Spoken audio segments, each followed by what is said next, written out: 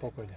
Pa evo, ja sam se vratio negdje oko 5:15 iz Voćnjaka, išao sam Kostra, ali onda je bilo sve blokirano, a išao sam negdje oko 3:10, tako, kad je došla prva patrola i civilno vozilo od prisljednika.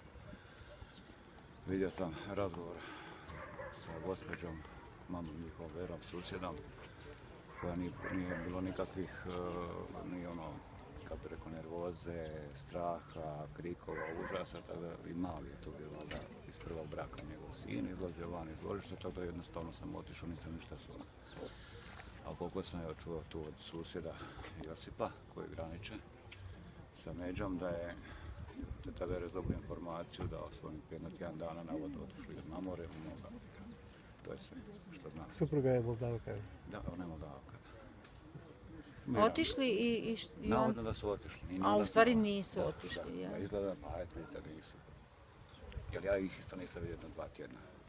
Tu su ono, žena šeće dijete u kolicima, u pelenama još. Kakvi su bili susjedi? Prijatni. Dobro, pazi, ne radi ni jedno ni drugo, svako ima svoje probleme, tu sa majkom živjeli. Prijatni. Jeste šokirani? To znate večeras. Znate da nakon 24 sata bude šok.